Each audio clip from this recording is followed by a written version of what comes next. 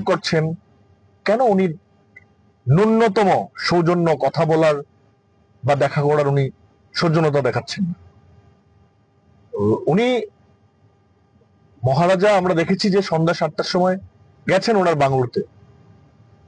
মহারাজা ওনার বাড়িতে যাননি, সরকারি বাংলোতে গেছেন, যেখানে মানুষের ট্যাক্সের টাকা দিয়ে ডিএমকে ফ্রি কোয়ার্টার বাংলো দেওয়া হয়েছে। কেন ফ্রি দেওয়া হয়েছে বাংলো? সেখানে ডিএম সাহেব বসে পাবলিকের কাজ করবেন।